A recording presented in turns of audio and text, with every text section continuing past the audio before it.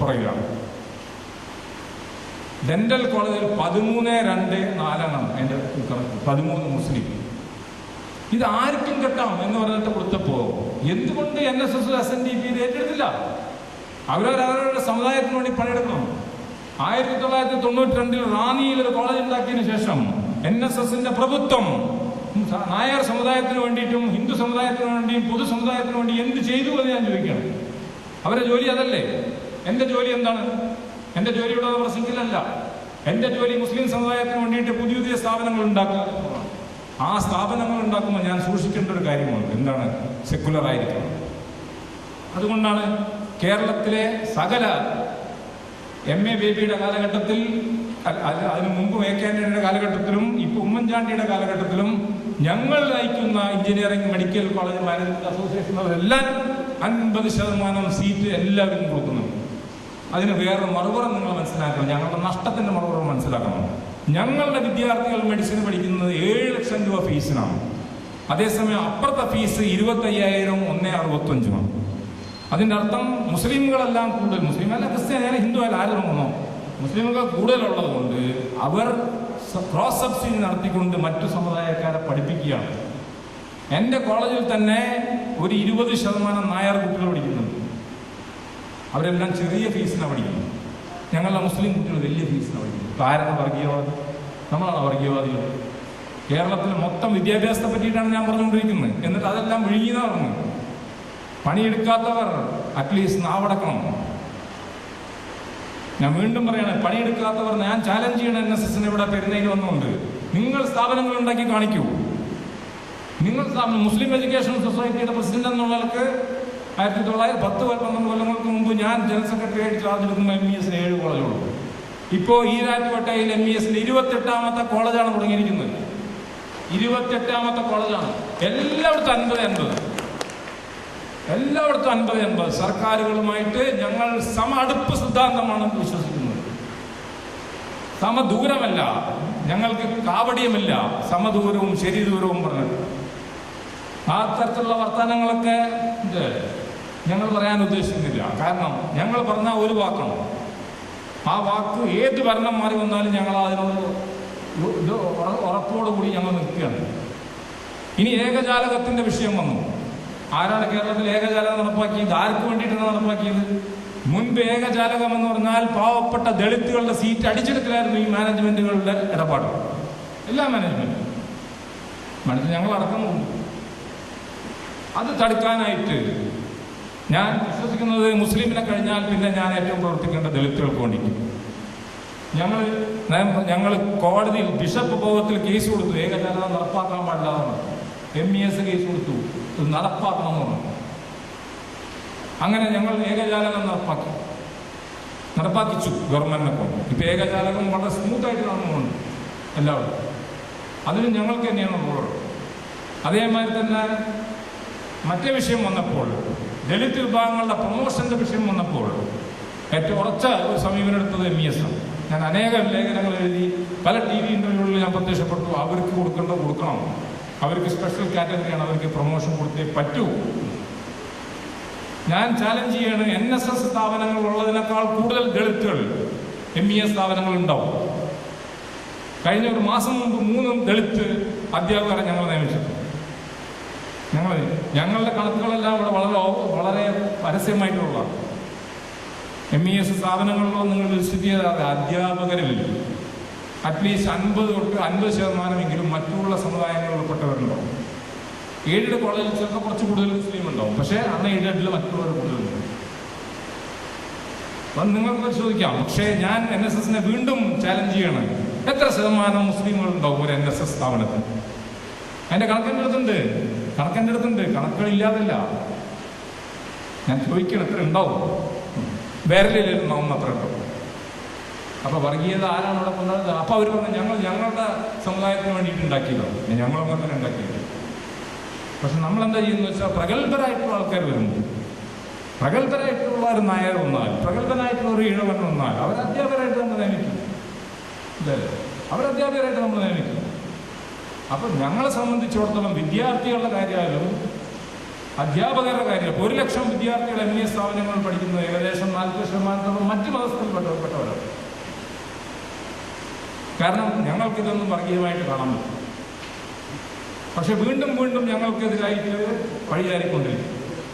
ഇന്ത്യയുടെ സ്വാതന്ത്ര്യ കാലഘട്ടത്തിൽ തന്നെ മലബാറിൽ നടന്ന കർഷക വിപ്ലവത്തെ, മലബാറിൽ നടന്നിട്ടുള്ള ഇടതുപക്ഷ പ്രസ്ഥാനത്തെ മാപ്പിള ലഹള എന്ന് പേര് പറഞ്ഞുകൊണ്ട് ഒരു വർഗീയ ലഹളയാക്കി ചിത്രീകരിക്കാൻ പുറപ്പെട്ടത് ഇന്ന് ചരിത്രകാരന്മാരായിട്ടുള്ള കനിത്ത സർക്കാരായാലും അല്ലെങ്കിൽ ഇർഫാൻ ഹബീബായാലും എല്ലാവരും ഒറ്റ വാക്ക പറയുന്നത് അല്ല, അതൊരു വർഗീയ ലഹളയല്ല, it is an agrarian revolt, ഒരു കർഷക വിപ്ലവമായിരുന്നു എന്നുള്ളത്.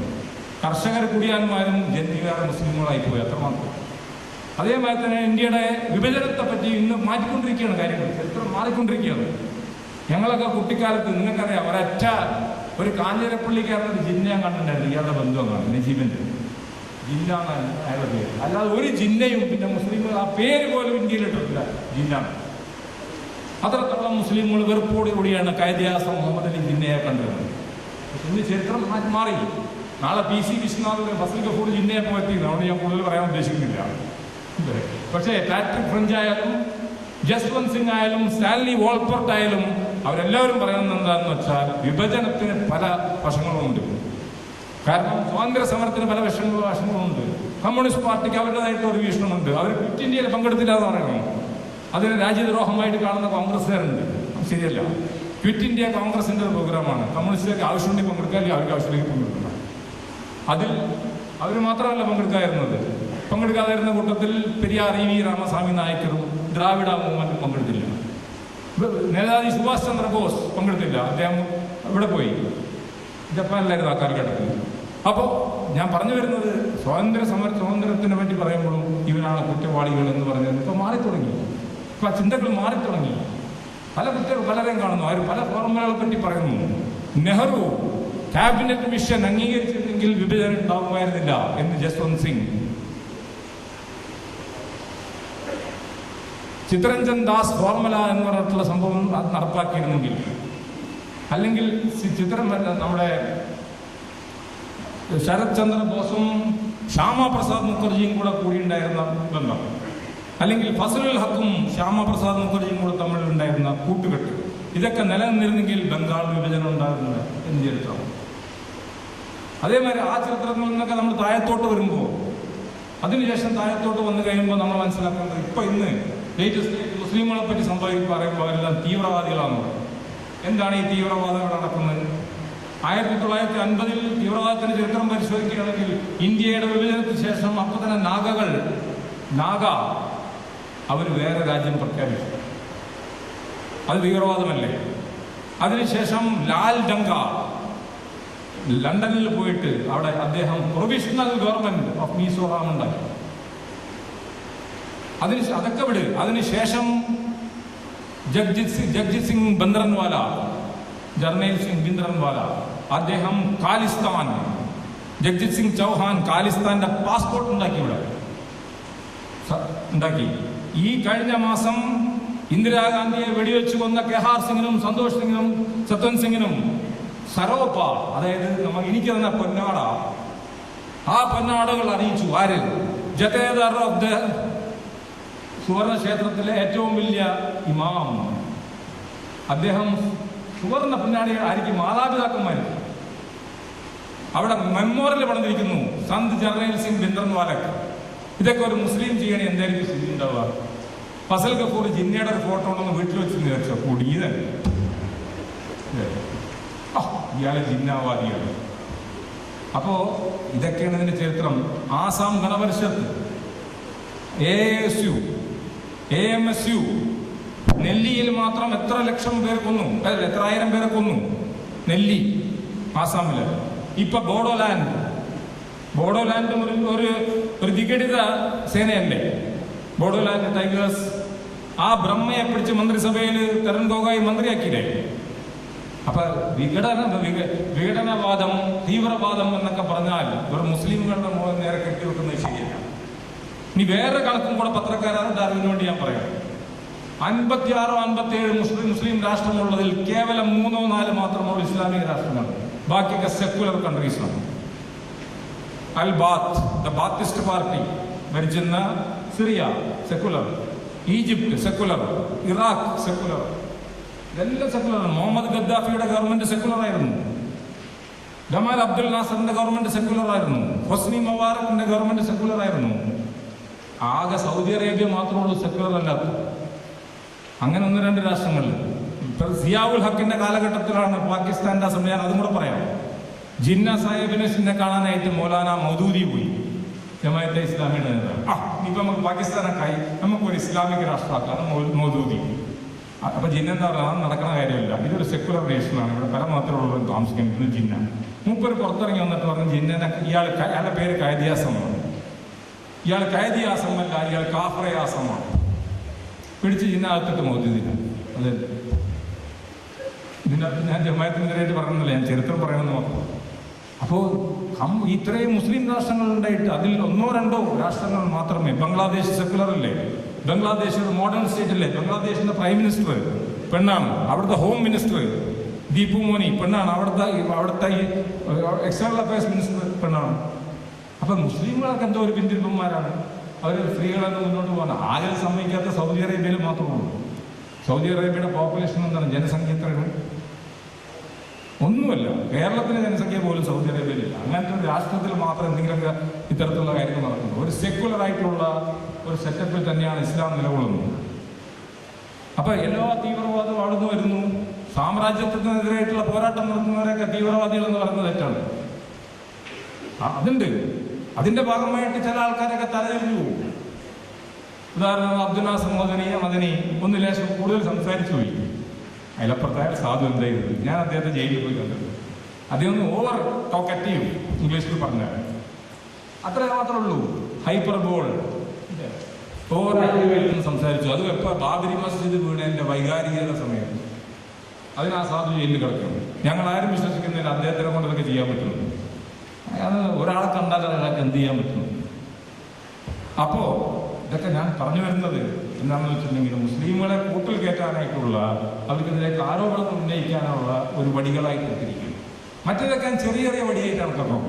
ഏത് വടി? പച്ച ബ്ലൗസ് അല്ലെങ്കിൽ ഗ്രേസ്. അതായത് ഞാൻ അബ്ദുറബിനോട് ചോദിച്ചു, നിങ്ങൾ എന്തിനാ വേണ്ടാത്ത പണിക്കേക്കുന്നത്? ഗംഗേനെ പിടിച്ച് ഗ്രേസ് ആക്കി.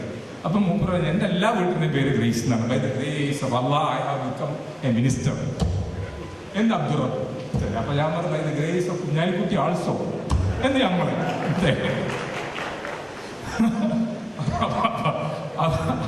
അപ്പോ അദ്ദേഹം ഗ്രേസിന് പേരിട്ടു. മറ്റൊരു മുസ്ലിം ലീഗ് ഒരു പൊളിറ്റിക്കൽ പാർട്ടി അല്ലേ. ആ പൊളിറ്റിക്കൽ പാർട്ടിക്ക് ചില കാര്യങ്ങളുണ്ടാവും, ചില വീഴ്ചകളുണ്ടാവും, അഴിമതികളുണ്ടാവും, തമ്മിൽ പൊളിറ്റിക്സ് ഉണ്ടാവും, ഗ്രൂപ്പിസ് ഉണ്ടാവും. അതിനെല്ലാം കൂടെ മുസ്ലിം സമുദായം ചെയ്യണമെന്ന് പറയാൻ പറ്റുമോ? അതിനെല്ലാം വർഗീയവൽക്കരിക്കുന്നത് ശരിയല്ല. ഉദാഹരണമായിട്ട് എനിക്ക് മുസ്ലിം ലീഗ് ഇതുവരെ ഒന്നും തന്നിട്ടില്ല, ഒരു ചായ പോലും തന്നിട്ടില്ല മുസ്ലിം ലീഗ്. നിങ്ങളോട് പറയണം, അപ്പൊ ഞാൻ മുസ്ലിം അല്ലേ, എല്ലാവരും മുസ്ലിം ലീഗുകാരാണോ? അല്ല, ആവണമെന്നില്ല. മുസ്ലിം ലീഗ് ഒരു പൊളിറ്റിക്കൽ പാർട്ടി. അത് മലബാറിലാണ് അതിന്റെ സ്ട്രെങ്ത്. പൊന്നാണിക്ക് താഴത്തോട്ട് അത് സ്ട്രോങ് അല്ല. പൊന്നാണിക്ക് താഴത്ത് നിൽക്കുന്ന മുസ്ലിമുകൾ അധികം പേര്, എൻ്റെ അടുത്ത് തന്നെ കണക്കൊക്കെ ഉണ്ട്, വോട്ടിൻ്റെ കണക്കൊക്കെ 40% മുസ്ലിമുകളാണ് മുസ്ലിം ലീഗിന് വോട്ട് ചെയ്യുന്നത്. ബാക്കി 35-25, അതായത് കോൺഗ്രസിന് 35, CPM 25. അതാണ് കറക്റ്റ് കണക്ക്. ഞങ്ങൾ മാറിയിട്ട് കഴിഞ്ഞ ഇലക്ഷനിൽ CPM കൂടുതൽ വോട്ട് കിട്ടി. ഒരു പൊളിറ്റിക്കൽ പാർട്ടി. ആ പൊളിറ്റിക്കൽ പാർട്ടിയുടെ ഡിമാൻഡ് എന്താണ്? ഡിമാൻഡ് 5ാം മന്ത്രി. ഞാനൊരു കാര്യം ചോദിക്കട്ടെ, സീരിയാജിനെ സീരിയസായി ഞങ്ങൾ ഒരുമിച്ചിട്ടുള്ള തിരിച്ചറിയാത്ത ആളായിരുന്നു അലി. അദ്ദേഹം ഭാഗ്യവശാൽ അദ്ദേഹം ജയിച്ച് കൂർമാറി. അദ്ദേഹം VS ഗ്രൂപ്പിലായിരുന്നു.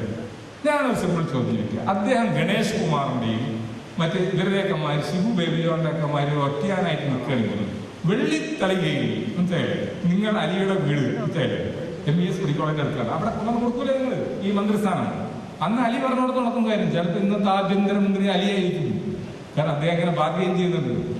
അത് കുഞ്ഞാലിക്കുട്ടി സാഹിബ് ഒരു രാഷ്ട്രീയ ആചാര്യനായതുകൊണ്ട് ഈ അലിയെ നമുക്ക് വിശ്വസിക്കാനും പറ്റാത്തത് കൊണ്ട് വേഗം പാർട്ടിയിൽ ചേർത്ത്. കാരണം അലി ചിലപ്പോൾ തിരിച്ച് VSലേക്ക് പോയാലോ, അദ്ദേഹം തിരിച്ചു പോയാലോ, അദ്ദേഹത്തിന് അതിന് സ്വാതന്ത്ര്യമില്ലേ. കാരണം അദ്ദേഹം സ്വന്തം ജയിച്ചു വരുന്നല്ലേ. അദ്ദേഹം തിരിച്ചു, കാരണം സ്വതന്ത്രമായിട്ട് ജയിച്ചു വന്നതാണല്ലോ. അപ്പൊ കുഞ്ഞാലിക്കുട്ടി സാഹിബ് ഒരു തന്ത്രം എടുത്ത് കൂറുമാറ്റ നിയമത്തിൽ ഉള്ളിപ്പെടുത്തി കളഞ്ഞ അലി. അപ്പൊ അലിക്കൊരു മന്ത്രിസ്ഥാനം എന്ന് പറഞ്ഞാൽ അത് ശിവു ബേബി ജോണ് കൊടുത്തമായാലും മോഹന് കൊടുത്ത വയതി ഒക്കെ തന്നെ കണക്കാക്കേണ്ട ആവശ്യമുള്ളൂ. അതിനപ്പുറത്ത് അതിനെ കണക്കാക്കേണ്ട ആവശ്യമില്ല. ഞാൻ ചോദിച്ച രീതി അല്ലെങ്കിൽ മനസ്സിലല്ലേ, ഒരിക്കൽ പ്രഖ്യാപിച്ചാൽ അത് അന്നപ്പം അങ്ങനെ മിസ്റ്റേക്ക് ഉണ്ട്. പ്രഖ്യാപിച്ച വകുപ്പ് കിട്ടിയില്ലല്ലോ, അപ്പൊ തന്നെ തെറ്റല്ലേ നിങ്ങൾ പറഞ്ഞത്? പ്രഖ്യാപിച്ചത് പാർലമെന്ററി അഫയേഴ്സ് അല്ല, അത് കിട്ടിയില്ലല്ലോ. പിന്നെ എങ്ങനെ ആ പ്രഖ്യാപിച്ചു പോയി? ചിലപ്പോൾ രാഷ്ട്രീയത്തിൽ ചിലപ്പോൾ വാക്കുകൾ മിസ്റ്റേക്കുകൾ വരാറുണ്ട്. പക്ഷെ അലിയെ സംബന്ധിച്ചിടത്തോളം ഒരു ലോട്ടറിയാണ് അദ്ദേഹം. കാരണം UDF ഇത്ര ഒമ്പിച്ച പരാജയത്തിലോട്ട് പോകുന്ന അലി പോലും വിചാരിച്ചാവില്ല. ജയിച്ച ഇലക്ഷൻ തോറ്റില്ലേ? ഈ 4 കിങ്കരന്മാരെ കൂടെ നിൽക്കണം. അപ്പൊ 5ാമത്തെ ഒരു കിങ്കരനും കൂടെ വന്നു കഴിഞ്ഞാൽ അദ്ദേഹം പറഞ്ഞമായി നടക്കും. ഇപ്പൊ കണ്ടില്ലേ ഏറ്റവും ചാടിക്കുന്നത് ബാലകൃഷ്ണ പിള്ളയും. പിന്നെ അതിലും പോയി ഇടപെടുന്ന ചങ്ങായി. ഇയാളെന്താ ഇതിലൊക്കെ പോയി ഇടപെടുന്നു? എനിക്ക് മനസ്സിലായി. ഞാൻ ബാലകൃഷ്ണ പിള്ള എന്ന് പറഞ്ഞ ആള് എൻ്റെ ഒരു അറിവില് കേരളത്തിലുള്ള രാഷ്ട്രീയ ആചാര്യനാണ്. അദ്ദേഹം പഴയ കമ്മ്യൂണിസ്റ്റുകാരനായിരുന്നു. ഞാൻ അദ്ദേഹത്തിന് ആത്മാതയൊക്കെ വഹിച്ചു. അദ്ദേഹം ഒരു കമ്മ്യൂണിസ്റ്റുകാരനായിരുന്നു, അതായത് കോൺഗ്രസിൽ ചേർന്നു. പിന്നെ അവസാനം അദ്ദേഹം മനസ്സിലാക്കി ഒരു പാർട്ടിക്കും ഈ വെള്ളാനെ ഉൾക്കൊള്ളാൻ പറ്റില്ല എന്നുള്ളവർക്ക് അദ്ദേഹം തന്നെ തീരുമാനിച്ച് സ്വന്തം പാർട്ടി ഉണ്ടാക്കി ആണ്. കാരണം PT ചാക്കോന്റെ ശവകുടീരത്തിൽ പോയിട്ട് റീത്ത് സമർപ്പിച്ച കൂട്ടത്തിൽ ഇദ്ദേഹം ഉണ്ടല്ലോ. അപ്പൊ അന്ന് PT ചാക്കോയുടെ ശവകുടീരത്തിൽ നായന്മാരും പോരുന്നത് മനസ്സിലായില്ലേ? അല്ലാതെ ഇന്നത്തെ മാതിരി ന്യൂനപക്ഷ പാർട്ടി അല്ലാതെ. അപ്പോ അങ്ങനെയുള്ള ഒരു വ്യക്തിത്വം ബാലകൃഷ്ണനുള്ള അദ്ദേഹത്തിന്റെ വാഹനങ്ങളോട് പറഞ്ഞാൽ എന്തോ ആയിക്കോട്ടെ, അതിലും കയറി ഇവർ ഇടപെടും. ഇവരിപ്പോ എല്ലാം എന്താ പറയുക, നമ്മുടെ പറയാ sole distributor for Nair rights അതിന് മാറിയിരിക്കണം NSS. അന്ന് ആ മലബാറിൽ ഏതെങ്കിലും NSS ഉണ്ടോ? ഒരു NSSന് ഞാൻ മലബാർ കാണുന്നത്. മലബാർ നായർമാർ ആരെന്നറിയോ? ഞാൻ നിങ്ങൾക്ക് പറഞ്ഞുതരാം. ഇവര് പറഞ്ഞ വർഗീയതൊന്നും CPM-ലില്ല. മന്ത്രിമാരെ പറഞ്ഞുതരാ. ജയരാജൻ നായരാണ്, ശ്രീമതി നായരാണ്, കൊടിയേരി നായരാണ്, വിജയകുമാർ നായരാണ്, സുധാകരൻ നായരാണ്, പ്രേമേന്ദ്രൻ നായരാണ്. അവർക്ക് നായരും ഇഴവരൊന്നും ഇല്ലാതെ പള്ളിയിൽ പോകാത്തവരുണ്ട്. അഭിനയിമാനും ഇല്ലല്ലോ. അപ്പോ അവർ കമ്മ്യൂണിസ്റ്റുകാരാണ്, അവർക്ക് വർഗീയതയില്ല. കോഴിക്കോട് നിയോജകമണ്ഡലത്തിൽ നിന്ന് നായരായിട്ടുള്ള പ്രദീപ് കുമാർ, ഈഴവ പ്രമാണിയായ അവിടെ പോസ്റ്ററുണ്ട് ഗംഗാധരനോട് ഞാൻ വരുമ്പോ എന്താന്ന് മനസ്സിലായില്ല. ഈഴവ പ്രമാണിയായ KTC ഗംഗാധരൻ ഈഴവനെ തോൽപ്പിച്ചു. അവിടെ നായന്മാരില്ല. മാറാട് ഇത്രയും വലിയ വർഗീയത നടക്കുന്നിടത്ത് എളമരം കരീം ജയിക്കും, ഹിന്ദു കോൺഫറൻസ്. അപ്പൊ CPM-ന് ഇത് പറ്റാന്നുണ്ടെങ്കിൽ, CPM-ന് വർഗീയതയെ ചേർക്കാൻ പറ്റുമെങ്കിൽ കോൺഗ്രസ്സുകാരും ചേർക്കണം. അല്ലെങ്കിൽ എന്ത് പറ്റുമെന്ന് വെച്ചിട്ടുണ്ടെങ്കിൽ ഈ വർഗീയത ആളിക്കും. കാരണം ജനങ്ങളെ തെറ്റിദ്ധരിപ്പിച്ചുകൊണ്ടിരിക്കുകയാണ്. ഇവിടെ എന്തോ സംഭവിക്കുന്നു എന്ന് പറഞ്ഞുകൊണ്ട് ഇവിടെ ഒന്നും സംഭവിക്കുന്നില്ല. യൂണിവേഴ്സിറ്റിയിൽ ഒരു സംഭവം കൊടുത്തു. ചേട്ടാ മലപ്പുറത്താണ് ഈ യൂണിവേഴ്സിറ്റി, അവിടെ 70%. ഞാൻ ചോദിക്കട്ടെ, മലപ്പുറം ജില്ലയിൽ ഒരു 10 ബേശികളെ പിടിച്ചുകൊണ്ടെന്ന് വിചാരിച്ചോ? അതിൽ 7 ലീഗല്. കാരണം 70% ലീഗല്. സ്റ്റാറ്റിസ്റ്റിക്കൽ ലീഗൽ ആക്ഷേപിച്ചല്ല, സ്റ്റാറ്റിസ്റ്റിക്സ് പറഞ്ഞാൽ മനസ്സിലായില്ലേ? അങ്ങനെയല്ലേ വരുള്ളൂ. അപ്പൊ അതേമാതിരി അവിടെ എന്ത് കച്ചവടം നടന്നാലും, നല്ല കച്ചവടം നടന്നാലും, ഭൂമി കച്ചവടം നടന്നാലും അധികവും ലീഗായിരിക്കും. കാരണം മുസ്ലിമുകളിൽ 80% അവിടെ ലീഗാണ്. ഞങ്ങളുടെ മാറ്റി ഒറ്റപ്പെട്ട ആൾക്കാർ കുറച്ച് പേരുള്ളൂ. ഞാനും ആര്യാടൻ നോക്കാം. ഞങ്ങളൊക്കെ ആര്യന്മാരും മറ്റവരൊക്കെ ആര്യാടന്മാരുണ്ട്. അപ്പോൾ വളരെ കുറച്ച് പേർ. അപ്പൊ ഇതെല്ലാം കൂടെ വർഗീയവൽക്കരിച്ച് യൂണിവേഴ്സിറ്റിയിൽ അങ്ങനെ വെക്കുന്നു. അലീഗർ മുസ്ലിം യൂണിവേഴ്സിറ്റി, അത് മലപ്പുറത്ത് കൊണ്ടുവച്ചു. നിങ്ങൾ ആദ്യം പത്രക്കാർ മനസ്സിലാക്കേണ്ടത്, അലീഗർ മുസ്ലിം യൂണിവേഴ്സിറ്റി ഈസ് നത്തിങ്. അതൊരു മൈനോറിറ്റി സ്റ്റാറ്റസ് പോലും ഇല്ല. It is A central university like Banaras Hindu university. ഒരു മുസ്ലിം സംവരണം, ഒരു സീറ്റ് അവിടെ ഇല്ല. മുസ്ലിം എഡ്യൂക്കേഷൻ സൊസൈറ്റിയുടെ കോളേജുകളിലുള്ള സംവരണം അത് ന്യൂനപക്ഷപതികളോട് ഞങ്ങൾക്ക് 100 എടുക്കാം. അവർക്ക് അത് പോലും എടുക്കാൻ പറ്റില്ല. ആകെ എന്താണെന്ന് വെച്ചാൽ ഒരു സ്ഥലത്ത് ഡെവലപ്മെന്റ് ഉണ്ടാകുമ്പോൾ ആ ഡെവലപ്മെന്റിന്റെ മെച്ചങ്ങൾ ഒഴുകി കിട്ടും. പക്ഷെ എല്ലാ കാര്യങ്ങളും PSC ത്രൂ വരുന്ന ഒരു കാര്യമായതുകൊണ്ട്, അല്ലെങ്കിൽ അതിൻ്റെ മുറ ത്രൂ വരുന്നതായതുകൊണ്ട് എല്ലാ സമുദായങ്ങൾക്കും ഒരേ മാതിരി ഉണ്ടാവും. അവിടെ പിന്നോക്ക സംവരണം പോലുമില്ല.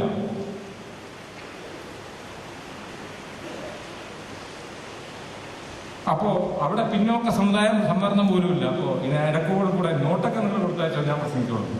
അല്ല നിർത്താനുള്ള നോട്ടില്ല. അവർ പറഞ്ഞത് കോൺഗ്രസ്സുകാരെ പറ്റി ഒന്ന് പറയണം, മുസ്ലിങ്ങളെ പറ്റി പറയാം. ഡയനോസറിനെ പോലെ വംശനാശം സംഭവിച്ചു കഴിഞ്ഞ ഒരു ജീവിയാണ് ദേശീയ മുസ്ലിം അഥവാ കോൺഗ്രസ്സുകാർ. ആ കുട്ടി ഡൈനോസറാണ് ഈ ആര്യാടൻ മുഹമ്മദ്. ഡൈനോസറിന്റെ വാല് മാത്രം. ഇനി ആരുണ്ടാവുന്നില്ല. 1967 ടി.ഒ. ബാവ KPCC പ്രസിഡന്റ്. അതിനുശേഷം ആരുണ്ടായില്ല. ഇവിടെ പല മഹാന്മാരും വന്നു. പേര് ഞാൻ പറയാം. A.L. Jacob, C.V. Padmarajan, Thennala Balakrishna Pillai. അത്ര വലിയ മഹാന്മാർക്കൊക്കെ ആവാന്നുണ്ടെങ്കിൽ MMS ആവാം. എന്തുകൊണ്ട് അദ്ദേഹത്തിനായിക്കൂടാ? അതേമാതിരി തന്നെ കേന്ദ്രമന്ത്രിമാർ. അവസാനത്തെ കേന്ദ്രമന്ത്രി ആരാണ് കേരളത്തിന്? 1982 എൻ്റെ ഭാര്യാപിതാവായ A. റഹീം. അതിനുശേഷം ആരുമില്ല. കോൺഗ്രസ്സുകാരെ പറ്റി, ദേശീയ മുസ്ലിമിനെ പറ്റിയിട്ട് നമ്മൾ ചിന്തിക്കണ്ടേ? എന്തൊക്കെയായാലും ജിന്നാ സാഹിബിനെ എതിർക്കുകയും ഈ മോദി മൗലവിയുടെയും മുഹമ്മദ് അബ്ദുറഹ്മാൻ സാഹിബിന്റെ പടക്ക് നെഞ്ചിലേക്ക് കിടക്കുകയും ചെയ്യുന്ന ഒരു വിഭാഗമാണത്. ഇവരെ പറ്റിയിട്ട് നമ്മൾ രണ്ട് വാക്ക് നമ്മൾ ചിന്തിക്കെങ്കിലും വേണം. അതിന് A. റഹീം. പിന്നെ ഗവർണർമാരുടെ ലിസ്റ്റ്. അവസാനത്തെ കോൺഗ്രസിന്റെ ഗവർണർ 1988 A. റഹീം. പിന്നെ ആരും. അപ്പൊ കോൺഗ്രസിന്റെ ലാസ്റ്റ് രാജ്യസഭാ സീറ്റ് എന്നാണ് പോലും എനിക്കറിയുന്നത്. ആരാണ് ലാസ്റ്റ് രാജ്യസഭാ സീറ്റ്? നമുക്കായിരിക്കും. ഇപ്പോൾ MI ഷാനവാസ് എന്ന് കൊടുത്തിരിക്കുന്നു. ആനുപാതികം നോക്കുകയാണെങ്കിൽ ഏറ്റവും ചുരുങ്ങിയത് 20ന്റെ ആനുപാതികം 25% എത്രയാണ്? 5 വേണ്ടേ? 5 വേണമെച്ചാൽ ഒരു MP എങ്കിലും കോൺഗ്രസിന്റെ വേണ്ടേ? ഇല്ലല്ലോ. MI ഷാനവാസ് ആകെ ഒരു MP. ഇതൊന്നും ഒരു പരാതിയില്ല. ഇതെല്ലാം സ്റ്റാറ്റിസ്റ്റിക്സ് മാത്രമാണ് നിങ്ങളുടെ മുമ്പിൽ നിലനിർത്തുന്നത്. നിങ്ങൾ മനസ്സിലാക്കാൻ വേണ്ടി. അംബാസഡർമാരുടെ ലിസ്റ്റ് തന്നെ മുഖ്യമന്ത്രി നമ്മൾ പറയേണ്ട ആവശ്യമില്ലല്ലോ. ആകെ നമുക്ക് CH മാത്രം ഉണ്ടായിരുന്നുള്ളൂ. മുപ്പര ബൈ ആക്കി ആന്റണി. ഇതായിരുന്നു. അപ്പൊ അത് പോയി. ചാൻസിന്റെ തന്നെ CH-നാണ്. അപ്പൊ ഒരു മുഖ്യമന്ത്രി നമുക്കില്ല. അപ്പോൾ ഞാൻ പറഞ്ഞു വരുന്നത്, ദേശീയ മുസ്ലിം എന്ന് പറഞ്ഞാൽ ഇന്ന് ഏറ്റവും പീഡിക്കപ്പെടുന്ന ഒരു വിഭാഗമാണ് ദേശീയ മുസ്ലിം. കാരണം ഉള്ളതൊക്കെ അവർ ലീഗിന് കൊടുക്കുന്നു, മറ്റൊന്നും കിട്ടുന്നു, മറ്റൊന്നും കൊടുക്കുന്നു. ലീഗിന് കൊടുക്കട്ടെ, എന്നാലും നമുക്ക് ബാക്കിയുണ്ട്. അതിന്റെ കണക്ക് ഞാൻ പറഞ്ഞുതരാം. ലീഗ് പൊന്നാനിക്ക് താഴത്തില്ല. പൊന്നാനിക്ക് താഴത്ത് ദേശീയ മുസ്ലിങ്ങളാണുള്ളത്. ഈരാറ്റുപേട്ട കോൺസ്റ്റിറ്റ്യൂൻസി ഒരു സ്ഥലത്ത് മാത്രമേ വരുള്ളൂ. പിന്നെ ജയിച്ചൊക്കെ വരും. ഇബ്രാഹിം ജയിക്കും, അഹമ്മദ് കബീർ ജയിക്കും, വരല് തോക്കും. മനസ്സിലല്ലേ? അവിടെ അത് വേറെ. എന്നാൽ സ്റ്റിൽ നമുക്ക് നോക്കാം. കറക്റ്റ് കണക്കാൻ പറഞ്ഞത് ഇവര് താഴത്ത് 15% മുസ്ലിമുണ്ട്. അതായത് സൗത്ത് കേരളയിൽ, ദക്ഷിണ കേരളയിൽ 15% മുസ്ലിമുണ്ട് ഉണ്ട്. അതിൻ്റെ അർത്ഥം എത്ര നായറുണ്ട് അത്ര തന്നെ ഉണ്ട്.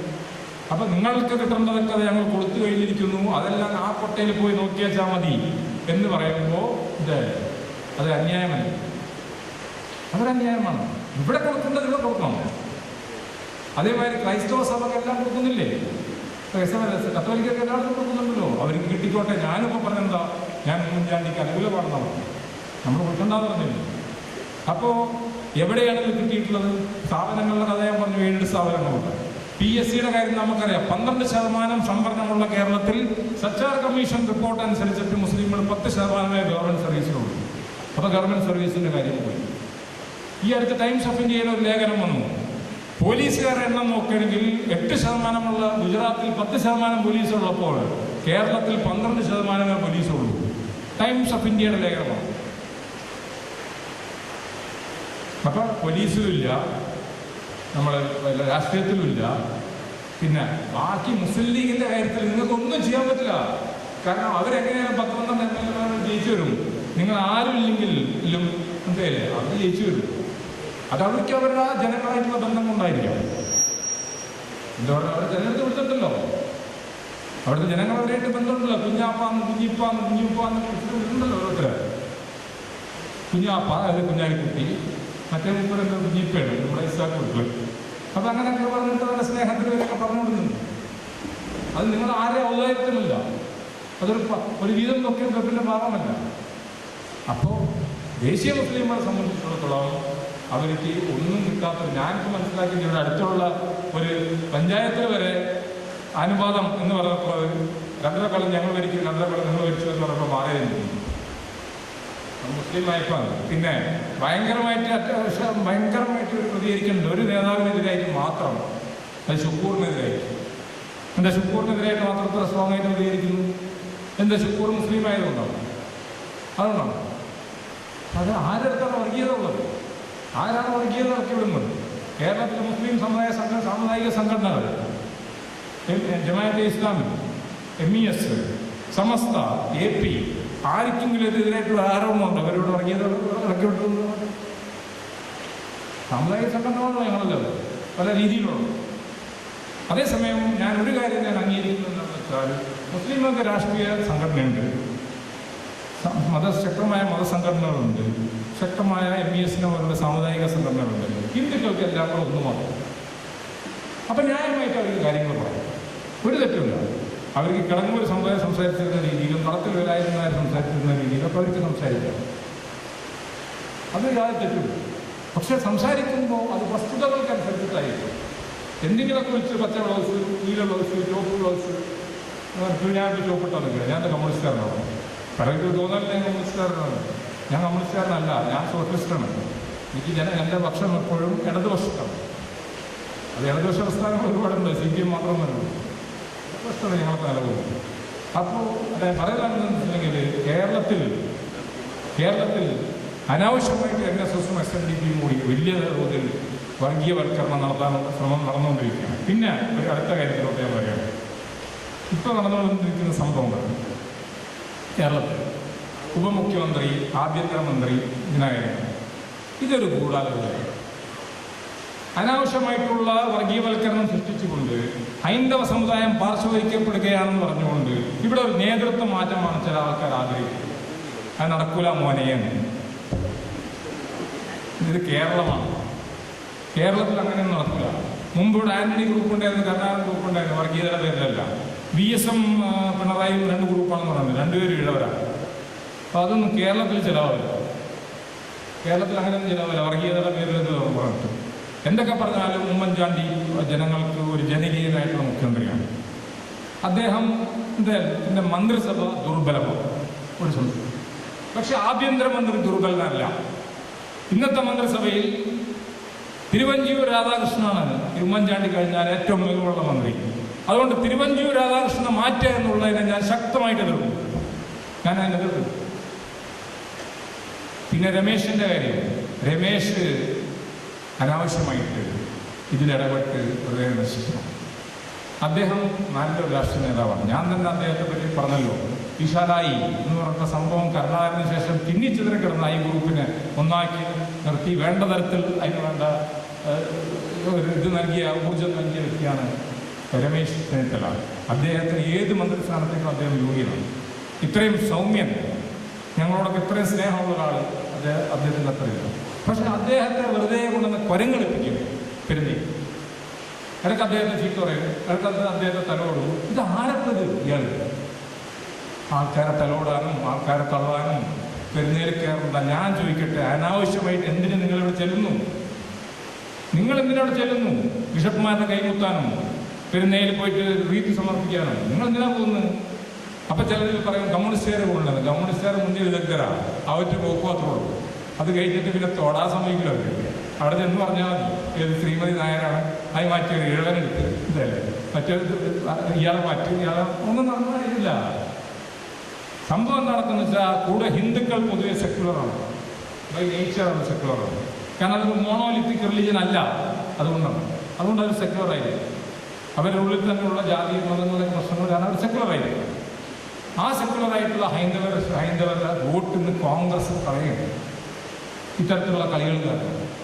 ഒരു ഉദാഹരണം ഞാൻ പറയാം. കോൺഗ്രസിന് ഇതിൻ്റെ ചരിത്രത്തിൽ ഏറ്റവും കുറവ് ഹിന്ദു MLA-മാർ ഉണ്ടായിട്ടുള്ള ഒരു ഭരണമാണ് ഭരണത്തിലിരിക്കുന്നത്. ഏകദേശം 20 ഹിന്ദു MLA-മാർ മാത്രമേ ഉള്ളൂ. അതിൽ തന്നെ OBC, അതായത് ഇടവർ എന്ന് പറഞ്ഞാൽ 3 പേരുള്ളൂ. അച്യുതനും ബാബുവും അടൂരും. SC/ST എന്ന് പറഞ്ഞാൽ 2 പേരുള്ളൂ. 16 SC/ST സീറ്റിലേക്ക് കിട്ടിയിട്ടത് 2 സീറ്റാണ്, അനിലിൻ്റെയും ജയലക്ഷ്മിയുടെയും സീറ്റ്. അപ്പോൾ ഇവർ ദുർബലമായി കൊണ്ടിരിക്കുന്നതിനുള്ള കാരണം ഈ തരത്തിലുള്ള ആൾക്കാരുടെ അനാവശ്യമായിട്ട് ഇടപെടലുകളാണ്. ഇവരനാവശ്യമായിട്ട് ഇതിലിടപെടുന്നു. ഇവരിതിനെ വർഗീയവൽക്കരിക്കാൻ ശ്രമിക്കുന്നു. പക്ഷെ പരുക്ക് പറ്റാവുന്നത് കോൺഗ്രസിനാണ്. എനിക്കൊരു അഭ്യർത്ഥനയുള്ള കോൺഗ്രസിൻ്റെ സീനിയർ നേതാക്കന്മാരോട്, അവരെല്ലാം അവരുടെ അധ്വാനത്താൽ പൊന്തി വന്നാണ്. വയലാർ രവി, മുല്ലപ്പള്ളി രാമേന്ദ്രൻ, അതൊക്കെ നമുക്ക് കുട്ടികൾക്ക് അറിയുന്ന ആൾക്കാരല്ലേ. ഇവരെല്ലാം സെക്യുലറായിട്ട് ഉദാഹരണം മുല്ലപ്പള്ളി രാമേന്ദ്രൻ ജയിച്ചു എന്നുള്ള വടകര കോൺസ്റ്റിറ്റ്യുവൻസി, ഒരു സെക്യുലർ കോൺസ്റ്റിറ്റ്യുവൻസി, ഒരു പ്രത്യേക മതത്തിൻ്റെ സപ്പോർട്ടോടുകൂടി അദ്ദേഹത്തിൻ്റെ മതത്തിൽ സീനിയറായിട്ടുള്ള നേതാക്കന്മാരുണ്ട്. അവരൊക്കെ എനിക്ക് വളരെ സന്തോഷം കൊണ്ട് അവർ പ്രതികരിക്കുന്നു. VT ബലറാമിൻ്റെ മയത്ത് യുവ നേതാക്കന്മാർ പ്രതികരിക്കുന്നു. അവർ പറഞ്ഞിരിക്കുന്ന എല്ലാ മത സാമുദായിക സംഘടനകളിൽ നിന്നും കോൺഗ്രസ്സുകാർ വിട്ടുകിടണം. അത് തന്നെയാണ് എൻ്റെ അഭിപ്രായം. അവർ വിട്ടുകിടണം. CPM-ന്റെ ആരും MES-ലില്ലല്ലോ, കോൺഗ്രസ്സുകാർ ഇഷ്ടം പോലെ ഉണ്ട്. പക്ഷേ അവർ വിട്ടുകിടക്കും.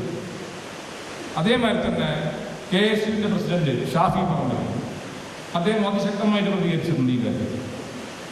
അതേ ആർജവം തിരുവഞ്ചൂർ രാധാകൃഷ്ണൻ കാണിക്കണം, തിരുവഞ്ചൂരും കാണിക്കണം. അതേ ആർജവം ഉമ്മൻചാണ്ടിയും കാണിക്കണം. ഹാൻഡ്സ് ഓഫ്, അത് വേണ്ട, ഇത്ര അല്ലെങ്കിൽ this far and no further, this far and no further. മതസംഘടനകളുടെ അഭിപ്രായം പറയാമെന്നുള്ളൂ, ഞാൻ അഭിപ്രായം പറയുന്നത്. ഞാനിപ്പോൾ വളരെ സ്നേഹത്തോട് പറഞ്ഞല്ലോ തിരുവഞ്ചൂർ തന്നെ മതിയും. പക്ഷെ ഭീഷണിയല്ല, അതെൻ്റെ സ്നേഹപൂർവ്വമുള്ള ഒരു സ്നേഹ സമ്മർദ്ദം എന്ന് പോലും പറയാൻ പറ്റാതെ ഒരു അപേക്ഷ. അദ്ദേഹം മതി. കാരണം ഇത്രയും വിനയമുള്ള ഒരു രാഷ്ട്രീയ നേതാവിനെ ഞാൻ കണ്ടിട്ടില്ല. ഈ ഫ്രാൻസിസ് ജോർജ് ഉണ്ട്, നമ്മുടെ പഴയ ജോർജ് എന്ന് മാറ്റി, അദ്ദേഹം നല്ല വിനയമുള്ളത്. അതേമാതിരി വിനയമുള്ളതാണ്. അബ്ദുൾ റബ്ബ് നല്ല വിനയമുള്ളതാണ്. നമുക്കിഷ്ടം E.T. മുഹമ്മദ് ബഷീർ നല്ല വിനയമുള്ള ആൾക്കാർ. ഇവരൊക്കെ നമുക്ക് ഇഷ്ടമാണ്. ഇവരെ വിനയ സ്വഭാവമുണ്ട്. അതുകൊണ്ട് ഞാൻ പറഞ്ഞിട്ടുണ്ട് ഞങ്ങൾക്കെല്ലാം അപ്പുറത്തുള്ള രാഷ്ട്രീയമുള്ള. അപ്പോൾ ഞാൻ ഇത്രയും പറയാൻ കാരണം എന്താണെന്ന് വെച്ചിട്ടുണ്ടെങ്കിൽ കോൺഗ്രസ് പാർട്ടി സൂക്ഷിച്ചിട്ടില്ലെങ്കിൽ ഇതിപ്പോൾ കോൺഗ്രസ് പാർട്ടി ആക്ഷൻ എടുക്കുന്ന സമയമാണ്. അനാവശ്യമായിട്ട് ഒരു മന്ത്രിസഭ ഇതിന് പോയാൽ ഉപമുഖ്യമന്ത്രിമാരൊക്കെ ഇവർ പറഞ്ഞത് തെറ്റാണ്. കോൺഗ്രസ് ഭരണത്തിൽ ഭരണത്തിലിരിക്കുന്ന സ്ഥലത്തേക്ക് ഉപമുഖ്യമന്ത്രി ഇല്ല എന്ന് പറഞ്ഞതൊക്കെ തെറ്റാണ്. അതേമാതിരി പല സ്ഥലത്തും ഉണ്ട്. ഉപമുഖ്യമന്ത്രി ആവുന്നത് കൊണ്ട് നമുക്ക് കുഴപ്പമില്ല. പക്ഷെ കേരളത്തിൽ ഇന്നത്തെ സാഹചര്യത്തിൽ 5ാം മന്ത്രിയെക്കാളും വലിയ വിവാദമായി തീർന്നു ഉപമുഖ്യമന്ത്രി. ഉപമുഖ്യമന്ത്രി വേണ്ട. പണ്ട് ഇന്ത്യയുടെ ഞാനൊരു ഉദാഹരണം പറഞ്ഞോടെ ഞാൻ അവസാനിപ്പിക്കാം. ഒരു ജോയിന്റ് മന്ത്രിസഭ ഉണ്ടായിരുന്നു, മുസ്ലിം ലീഗും കോൺഗ്രസും കൂടി കേന്ദ്രത്തിൽ വിഭജനത്തിന് മുമ്പ്. അപ്പോൾ കോൺഗ്രസ്സുകാരോട് ചോദിച്ചപ്പോൾ പറഞ്ഞു ഞങ്ങൾക്ക് prime minister post Jawaharlal Nehru, പിന്നെ ഞങ്ങൾക്ക് ആഭ്യന്തരം മതി എന്ന് പറയും. ആഭ്യന്തരം മതി എന്ന് പറഞ്ഞിട്ട് സർദാർ പട്ടേൽ ആഭ്യന്തരമന്ത്രിയായി. ലീഗിന് കൊടുത്തത് ഫൈനാൻസ് ആണ്, ലിയാഖത്ത് അലിക്കാണ്. ലീഗ് ഒരൊറ്റക്കൂട്ടൽ ഫൈനാൻസ് പണികൾ, ലീഗ് ഒരൊറ്റക്കൂട്ടൽ മന്ത്രിസഭ മുന്നോട്ട് പോയില്ല. അതാണ് വിഭജനത്തിനൊരു കാരണം ഉണ്ടായത്. അപ്പം മന്ത്രിസഭ മായൽ കാര്യപ്പെട്ട പോസ്റ്റുകൾപ്പെട്ട റവന്യൂ അല്ലെങ്കിൽ ഫിനാൻസോ അല്ലെങ്കിൽ അത്തരത്തിലുള്ള പല പോസ്റ്റുകളും ഉണ്ട്. അല്ലാതെ വെറും ആഭ്യന്തരം മാത്രമാണ് എന്നത്. പിന്നെ ആഭ്യന്തരം കൂടി എടുത്തു കഴിഞ്ഞാൽ പിന്നെ മുഖ്യമന്ത്രിക്ക് റോളിലുണ്ട്. പിന്നെ മുഖ്യമന്ത്രിക്ക് റോളില്ല. അതാണ് അദ്ദേഹം പറയാൻ കാരണം. അദ്ദേഹത്തിന് വിശ്വസന്റെ കയ്യിൽ ആഭ്യന്തരം ഉണ്ടെങ്കിലും കുഴപ്പമില്ല. അതിനെ ഫോൺ ചോർത്താനാണെന്നൊന്നും ഞാൻ വിശ്വസിക്കുന്നു. ഈ ഫോൺ ചോർത്തലൊക്കെ ഭയങ്കര വിറ്റാണ്. കാരണം രമേശ് ചെന്നിത്തല ഫോൺ ചോർത്തുന്നു, അല്ല തിരുവഞ്ചൂർ ഫോൺ ചോർത്തുന്നു എന്ന് രമേശ് ചെന്നിത്തല സുകുമാരൻ നായർ. ഇതൊക്കെ കേരളത്തിലെ ജനങ്ങളുടെ ഐക്യം എന്ന് പറയുന്ന സാധനമാണ്. ബീഹാറിലെ ജനങ്ങളെക്കാട്ട് ഒറീസയിലെ ജനങ്ങളുടെ കൂടുതൽ പോയി ഇത് പറയാം, go tell to the birds എന്ന് പറയുന്നത്. പക്ഷികളോട് പോയിട്ട് പറയും ഇത്തരത്തിലുള്ള വിട്ടിത്തരങ്ങളൊക്കെ. അപ്പോൾ ആ വിഷയത്തിൽ വളരെ വ്യക്തമായിട്ടുള്ള അഭിപ്രായമുള്ള ഒരാളാണ് ഞാൻ. ഇപ്പോഴത്തെ ഘടനകളിൽ മാറ്റം വരുത്തേണ്ട ആവശ്യമില്ല. ഇപ്പോഴത്തെ ഘടനയിൽ യാതൊരു മാറ്റം മന്ത്രിസഭയിൽ വരുത്തേണ്ട ആവശ്യമില്ല. മന്ത്രിമാരെ റീഷഫിൾ ചെയ്തോട്ടെ, കുഴപ്പമില്ല. ഏതായാലും മുൻ മന്ത്രിമാരുടെ ശ്മശാനമാണല്ലോ കോൺഗ്രസ് പാർട്ടി. കോൺഗ്രസ് പാർട്ടിയിൽ 19 മുൻ മന്ത്രിമാരുണ്ട്. അപ്പോൾ കൂട്ടത്തിൽ ഇനിയും കുറച്ച് റീഷഫിൾ നടത്തിയിട്ട് വേണമെച്ച VD സതീശിനെയും പ്രതാപനെയൊക്കെ എടുത്ത് നമുക്കൊന്ന് അങ്ങോട്ടും കൂടെ റീഅറേഞ്ച് ചെയ്യാം. പക്ഷേ ഒരു മുഖ്യമന്ത്രിയെ കൊച്ചാക്കിക്കൊണ്ടുള്ള ഒരു പരിപാടി ശരിയല്ല. മുഖ്യമന്ത്രിയെ കൊച്ചാക്കിക്കൊണ്ടുള്ള ഒരു പരിപാടി. അപ്പോൾ അത്തരത്തിലുള്ള ഒരു കാര്യത്തിന് മുസ്ലിം സമുദായത്തിൻ്റെ ഒരു കരുവാക്കാൻ മുസ്ലിം സമുദായത്തിന് ഞങ്ങൾ കരുവാൻ തയ്യാറില്ല. അതുകൊണ്ടാണ് മുസ്ലിം സാമുദായിക സംഘടനകൾ ഒട്ടുമുക്കാലും സമയം വളരെ സഹിഷ്ണുതയോട് കൂടിയിട്ട് ഇതെല്ലാം കേട്ടെത്തുന്നത്. അവർ പറഞ്ഞിട്ടുള്ളത് എന്താ പറയുക, ഫസൽ ഗഫൂർ സാഹിബ്